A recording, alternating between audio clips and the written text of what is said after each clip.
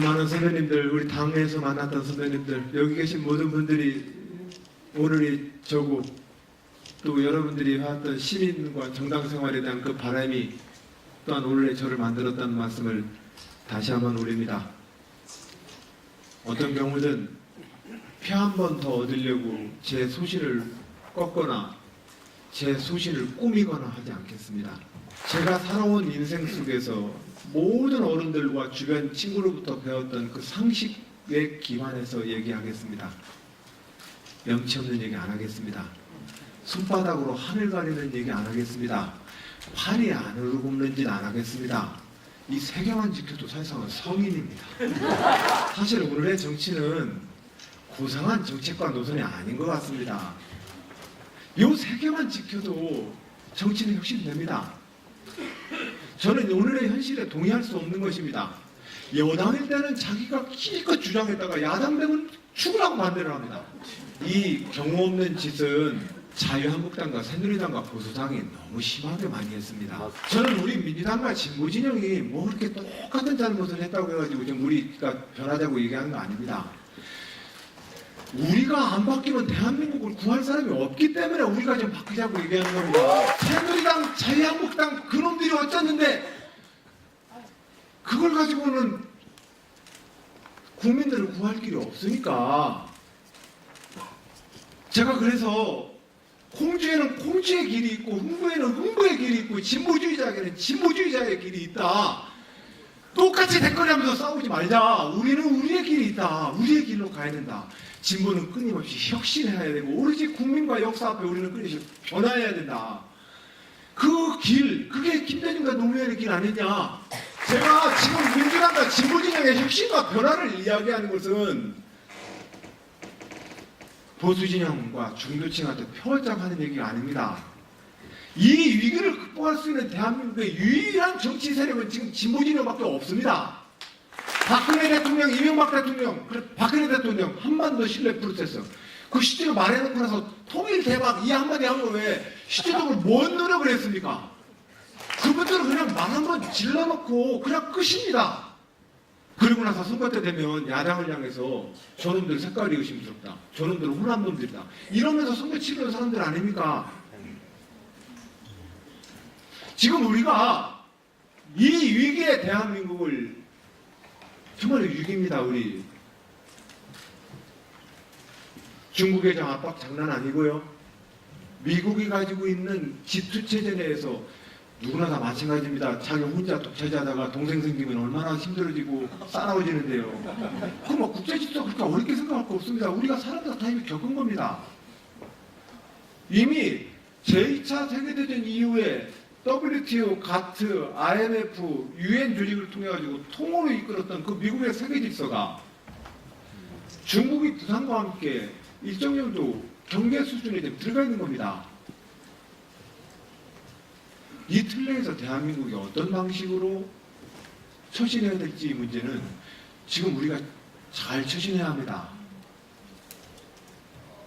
또 지금 현재 이 일자리 고갈 상태에서 이 임금 양극화 문제 튼튼한 사회 안전망과 사회복지와 사회적 지출을 통해서 이 임금 양극화와 노동시장의 변화에 대한 우리의 합의를 지금 해야 합니다.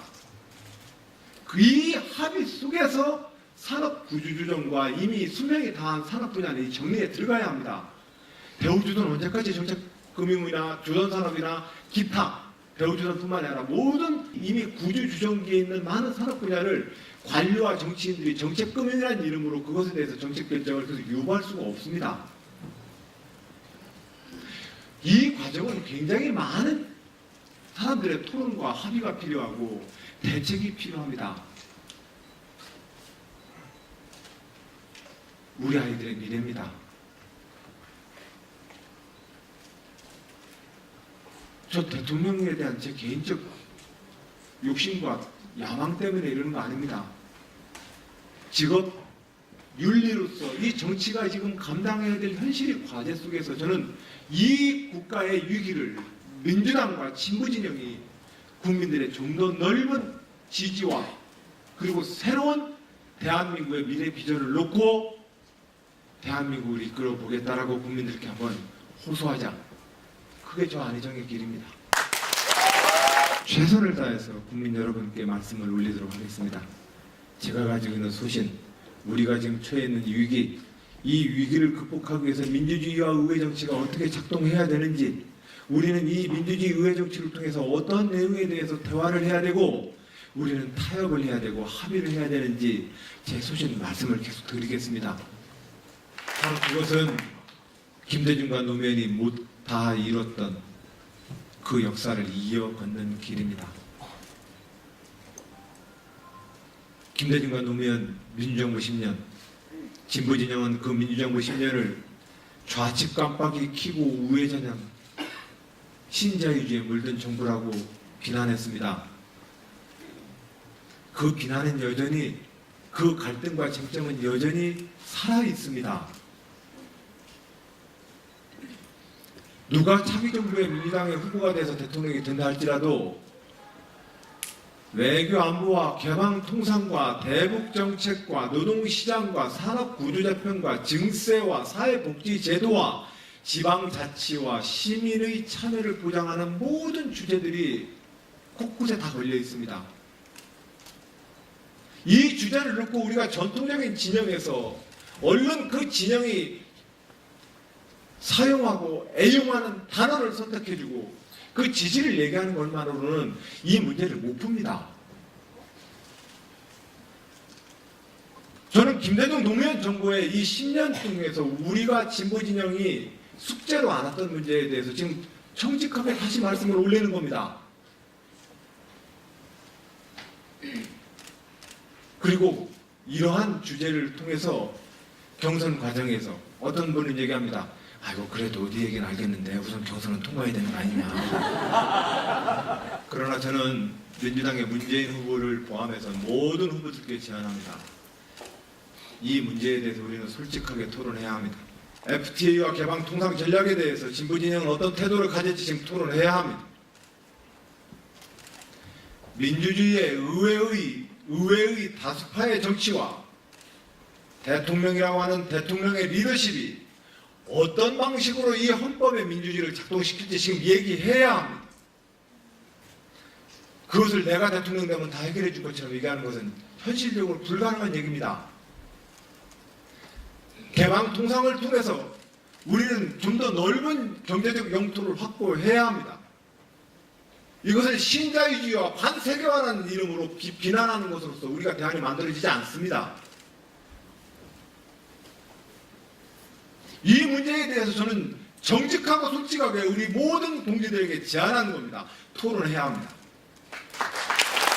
이번 경선 저는 단순한 김대중 노무현 정부의 민주정권의 정권교체 시즌2가 아니라 대한민국 2017년 새로운 역사를 만들지 않는다면 현재 대한민국의 이 위기와 젊은 아이들에게 우리는 좋은 나라를 만들어줄 수 없다라고 하는 간절한 그 위기의식으로 저는 도전합니다. 그래서 민주당 당원 동지들과 대한민국 진보진영과 모든 진보진영의 지식인들에게 제안합니다. 토론합시다. 김대중과 노무현 정부의 이 10년을 기초해서 우리가 어떤 방식으로 새로운 정부는 우리의 현 상황, 분단과 통상국가와 산업적 재편과 새로운 산업의 동력을 만들 교육과 사회적 투자, 이것들을 어떻게 만들어낼지에 대해서 지금 토론해야 합니다. 이 토론을 박근혜 최순실의 국정농단에 대한 미움만으로 이 토론을 대신하면 안 됩니다. 저는 박근혜 최순실 국정농단에 대해서 가장 확실하게 그 적폐를 청산할 것입니다. 그 길은 우리 민주주의 헌법이 그 헌법 정신과 민주주의의 기치를 똑바로 세우는 것만으로도 그런 국정농단 세력은 이 땅에 발을 붙일 수가 없습니다. 하여 저의 이러한 제안이 정치적 중도주의나 정치적으로 덮어두고 묻어두자라고 하는 그러한 우려와 오해를 하고 있는 동지들이 있다면 오늘 이 자리로부터 그 오해는 풀어주시길 바랍니다. 17살 그 어린 나이에 그 불면의 밤을 보내면서도 정의와 옳다고 하는 길을 선택한 안희정입니다. 그 역사가 30여 년 동안 제 인생을 지켜왔던 제 원칙이었습니다. 그래서 저는 대통령 만들고 감옥에 가고 공직에 한 자리 안 나가도 저는 제 이 의지와 정의와 제 소신대로 한 행동이었기에 누구를 원망하거나 탓할 아무런 생각이 없었습니다. 저에 대해서 이 경선에 임한 저의 이 여러 가지 정치적인 언사에 대해서 중도 우클릭이라거나 선거 전략을 하고 오해하고 계신 분이 있다면 이 오늘부로 정말 풀어주시기 바랍니다. 그리고 저는 진보진영 전체와 이제 정권 교체를 바라는 그 국민들의 그 염원을 받아서 새로운 대한민국을 이끌어야 될 진보진영의 모든 정치 세력들이 지난 민주정부 10년의 경험을 토대로 우리는 어떠한 차기 정부를 구성할지, 헌법을 어떻게 작동시킬지, 우리가 어떠한 외교 통상과 안보 전략을 가져낼지, 우리는 어떠한 국민 통합 전략을 가져낼지에 대해서 우리는 토론해야 합니다.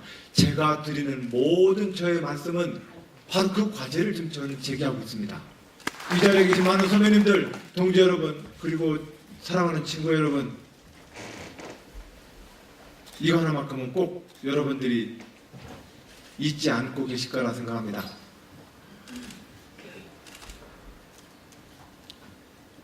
저 그대로 여기 있습니다.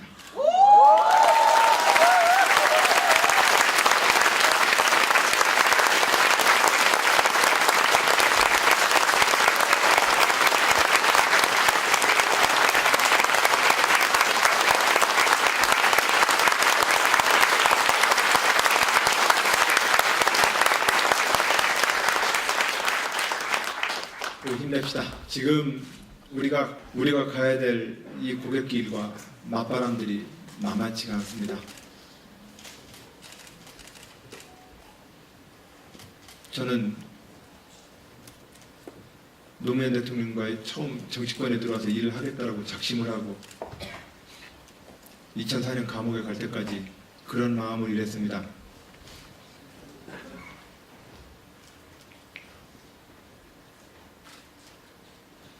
다들 현실 정치가 더럽다고 욕만 합니다. 각자 자기의 숭고한 소신을 지켜야 된다고 얘기합니다.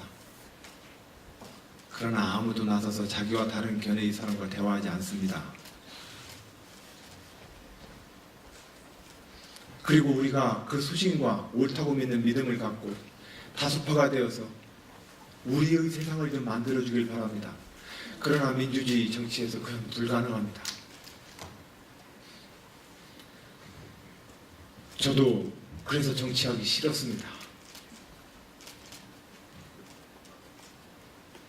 너무나 많은 것들과 섞여야 되고 너무나 많은 것들이 현실의 발을 디뎌야 합니다. 그러나 직업 정치인으로서 제가 견뎌야 될 몫이라는 사실을 저는 인정합니다. 우리 부모님이 부모님으로서 견뎌서 그 몫만큼 우리를 키워주셨듯이 아침 이른 새벽이면 저 거리를 깨끗이 쓰는 우리 거리 청소 미화원들의 그 직업 윤리가 있듯이 우리 모두 각자의 직업에 대한 자기 직업 윤리와 책임의식을 가지고 살아가야 한다고 저는 믿습니다.